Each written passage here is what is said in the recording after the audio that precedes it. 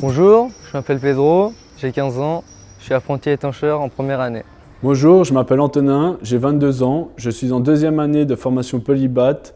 J'ai choisi le domaine étanchéité. Bonjour, je m'appelle Jean-Pierre et je suis aujourd'hui technicien au sein d'une entreprise. J'assure le poste donc de technicien étancheur. Bonjour, je m'appelle Jonathan, j'ai 17 ans, je suis en apprentissage polybâtisseur option étancheur.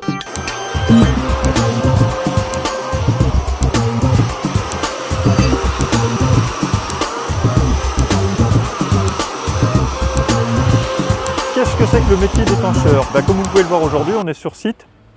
Donc c'est un métier qui est en pleine nature, qui se situe sur les toits. Donc on a cette chance à Genève de profiter d'une vue extraordinaire. Métier d'étancheur, il s'agit techniquement de rendre étanche un toit. On réceptionne un support, qui est généralement un support béton. Sur ce support, on vient appliquer une première couche d'étanchéité qui est une mise hors d'eau, une barrière vapeur. Et ensuite, on isole cette toiture en posant un isolant de type PU comme on en a derrière nous. Et puis ensuite, sur cette isolation, on vient appliquer 2 couches d'étanchéité qui assurent l'étanchéité à 100% de la toiture. Tout d'abord, pour moi, l'étanchéité, c'est surtout de pouvoir mettre les gens au sec, au chaud, de les protéger de la pluie et de la chaleur. J'ai choisi ce métier parce que j'ai un grand frère qui a lui 25 ans et qui a fait, lui, l'option de faire d'abord fer blantier, ensuite l'étanchéité. Et j'ai pu voir grâce à lui la différence des deux métiers et donc je me suis lancé dans l'étanchéité. Aujourd'hui, on a des métiers qui deviennent de plus en plus techniques avec des isolations en pente. Il faut calculer par rapport au sens des écoulements. Il y a plusieurs procédés de pose d'étanchéité. Tout d'abord, il y a un pare-vapeur qui empêche l'humidité de s'accumuler dans l'isolation, une pose d'isolation et ensuite différentes couches d'étanchéité, soit de goudron, ça dépend.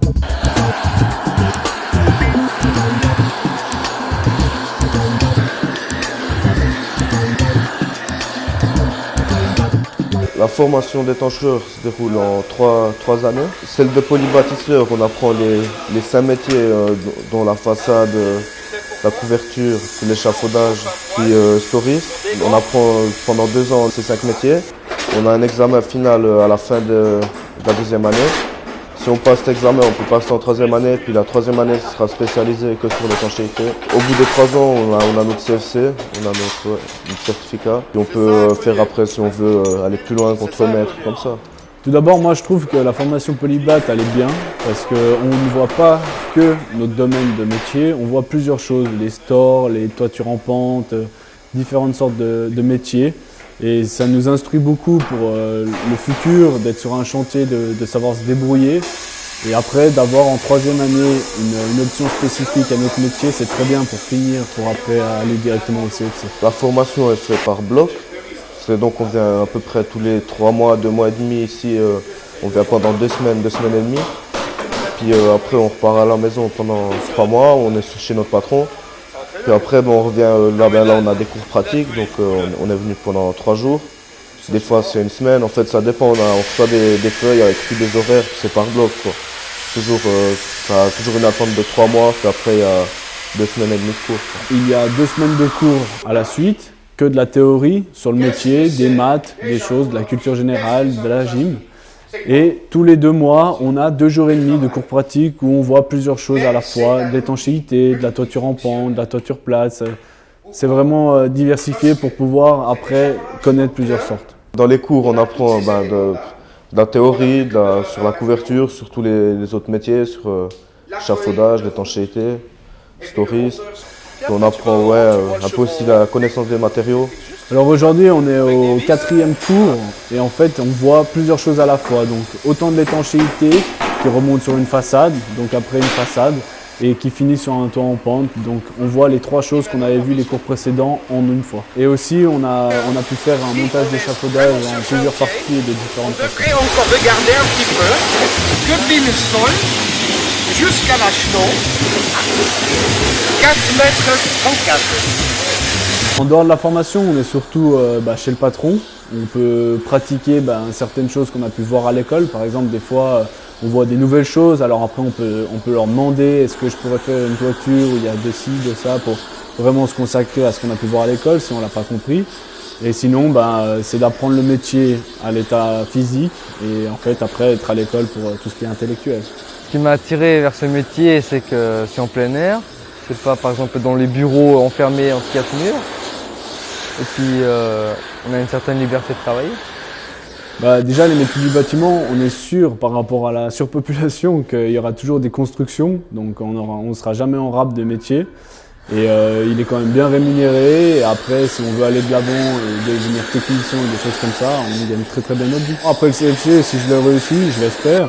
J'aimerais bien devenir technicien pour essayer de plus avoir un contact avec la clientèle tout en connaissant le métier, en l'ayant pratiqué à l'état brut, de pouvoir après l'expliquer aux gens lors de réunions ou de choses comme ça pour pouvoir parler de mon métier que j'ai appris. Après, si on a la chance de trouver une entreprise qui nous prend avec un papier, on peut aussi espérer qu'ils nous voient compétents et intéressés et donc nous faire évoluer dans l'entreprise avec un technicien par exemple, et on peut apprendre plusieurs sortes de choses en voyant avec quelqu'un en fait. C'est plus un apprentissage, c'est vraiment à l'état, grâce à un personnel d'une entreprise où on peut se débrouiller pour apprendre le métier de technicien. Quand on est sur un chantier comme celui-ci, les gens sont autonomes. On est nous derrière pour assurer la gestion technique du chantier, mais on demande aussi beaucoup aux gens qui sont sur le terrain, qui sont là pour s'organiser dans leur métier, dans leur travail de tous les jours et pour gérer un petit peu leur chantier. Donc c'est à la fois un métier technique, mais en même temps une prise en main de son chantier, donc plusieurs compétences. Ouais. La chance qu'on a, c'est d'être à l'extérieur. Alors c'est vrai que des fois, il y a des inconvénients, comme l'été, il fait un peu chaud, mais on a la chance d'être en plein soleil, de pouvoir être dehors, de respirer. Et l'hiver, de faire des choses, tout dépend des chantiers, des fois on est dedans, des fois ça dépend. On est souvent à l'extérieur, mais c'est une habitude à prendre et c'est vraiment pas dérangeant. J'aime bien utiliser mes mains, je pourrais pas rester dans un bureau ou bien dans une maison toute la journée assis. Déjà quand j'étais à l'école, j'ai vite quitté l'école, ça m'a vite saoulé, donc j'aime bien être en train d'utiliser mes mains, même s'il faut, dans tous les métiers, j'aime bien aussi aux travaux manuels à l'école ou comme ça, quoi. Pour attirer les jeunes vers le métier, ils doivent aimer le travail en plein air, puis aimer faire de la musculation pour la même occasion. Les gens pensent souvent que les travaux du bâtiment sont des gens pas trop cultivés ou des choses comme ça. Mais grâce à nous et grâce à plusieurs formations, vous pouvez bien dormir et vous pouvez être au sec, quoi.